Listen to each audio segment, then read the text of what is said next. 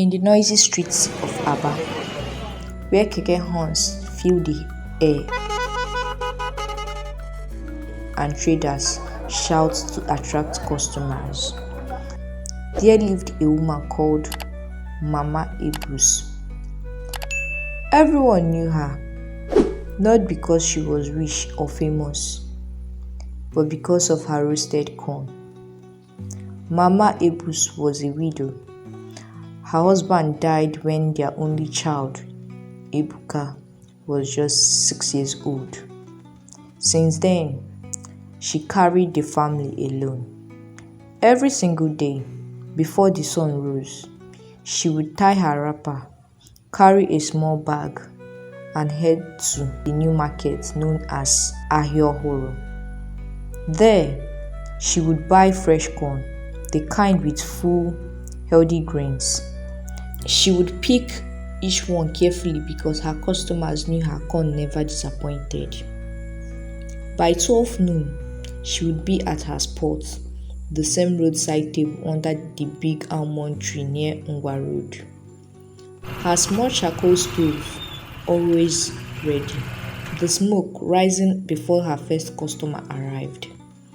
She would sit there from afternoon till late evening, roasting, turning, and selling. She never left her table, not even to rest. If there was no corn in season, she would switch to whatever fruit that was available, be it mango, garden eggs, or apple. People called her Mama Table because she was always there.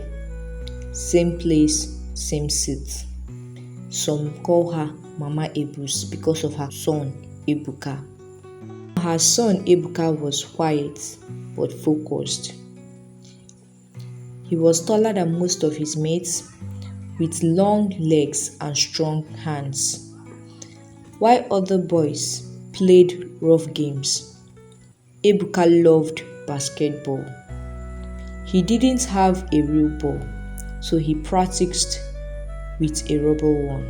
He was trained by himself at a dusty open court near the school compound.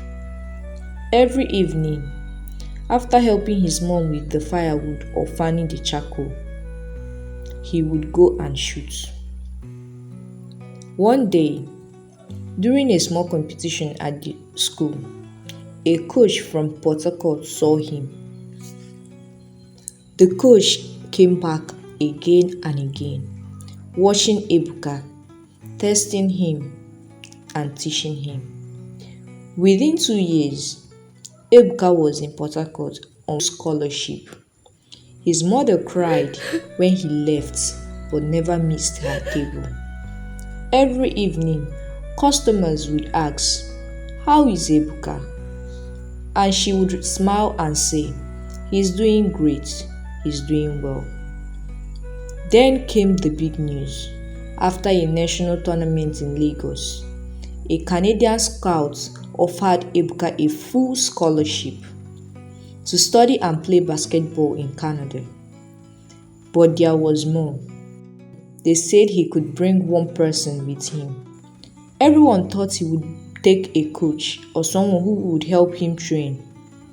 But when they asked him, he said, "I want to take my mother, the woman who never left her table, so I could eat, learn, and play."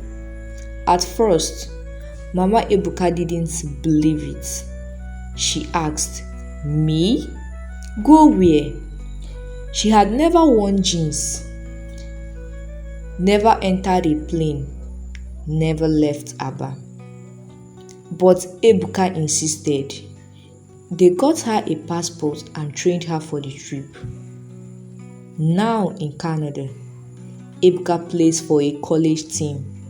He studies hard and trains harder. His coach says he is one of the most disciplined players they have seen.